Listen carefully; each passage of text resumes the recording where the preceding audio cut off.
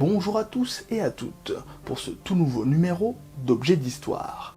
En cette période estivale et pour tous les vacanciers bronzant à la plage ou simplement les nageurs et surtout nageuses du dimanche, il constellera les étendues de sable et d'eau.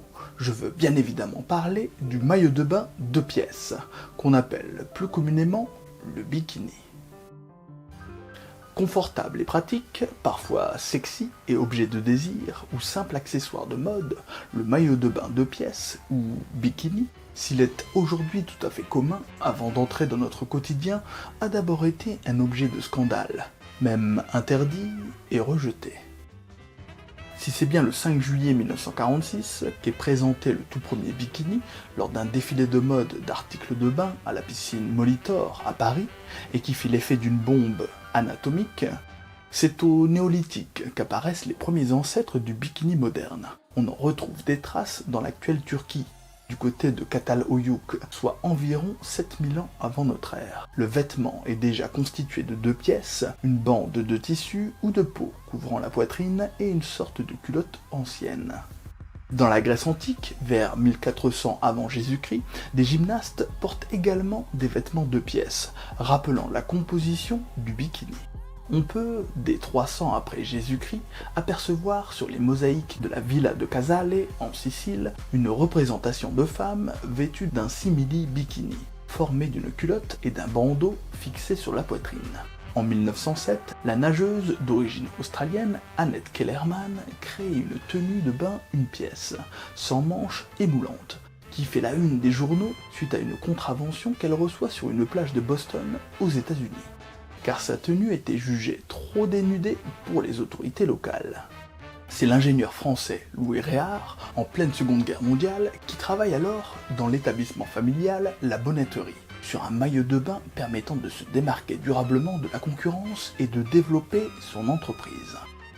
La controverse est liée au fait que ce maillot de bain 2 pièces fait suite au maillot de bain 1 pièce en laine tricotée, notamment très présent dans les années 30, et qu'il dévoile de façon ostentatoire le nombril et pratiquement tout le corps féminin, constitué d'une culotte en triangle ne recouvrant pas tout l'abdomen et d'un simple soutien-gorge. À défaut d'être une réelle révolution technique, le bikini demeure toutefois une évolution bien réelle, représentatif de l'envie des femmes de dévoiler davantage leur féminité, et surtout de ne plus supporter des vêtements de bain souvent contraignants, les maillots de bain 1 pièce du début du siècle pouvant par exemple peser jusqu'à 20 kg une fois trempés.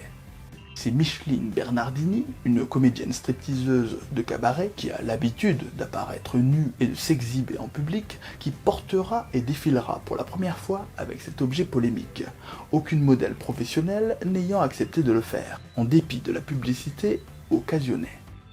Le maillot de bain 2 pièces doit son nom au fait que le 1er juillet 1946, soit 4 jours avant le défilé, une bombe nucléaire américaine explose en Micronésie, aux îles Marshall, dans l'atoll de Bikini, dans le cadre d'un test.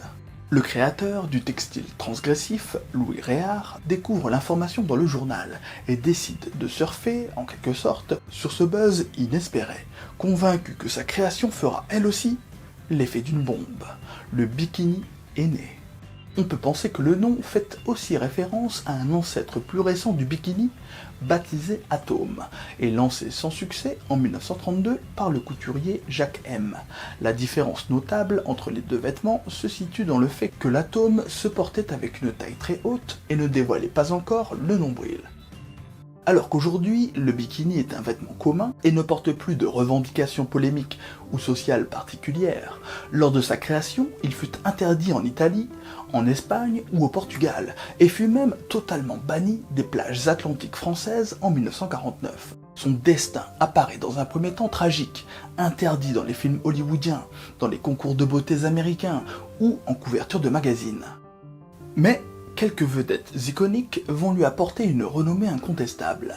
En 1953, Marilyn Monroe s'affiche en bikini, ce qui donne un coup de projecteur énorme à ce vêtement.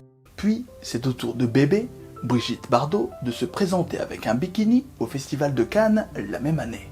Ou d'Ursula Andress, plus tard, en 1962, dans James Bond contre Dr No, d'arborer le vêtement sulfureux et d'ainsi aider à le diffuser et à le populariser. Une chanson lui étant même dédiée dès 1960, interprétée par Brian Hyland, puis reprise par Dalida ou Brigitte Bardot. De nos jours, le bikini est partout et accepté. On le trouve jusque dans les concours de beauté tels que Miss France, et il se décline en une large gamme de vêtements de bain, du maillot de bain brésilien au microkini, en passant par les seins nus, le tankini, le trikini ou encore le burkini.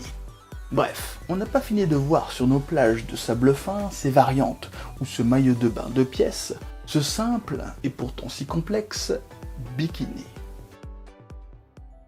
Merci d'avoir suivi ce numéro d'Objets d'Histoire. J'espère que ça vous a plu. Si c'est le cas, merci de nous soutenir en mettant un pouce vers le haut, en commentant, en partageant, en vous abonnant à la chaîne et à tous nos réseaux sociaux, et à très vite pour le prochain numéro d'Objets d'Histoire. À bientôt.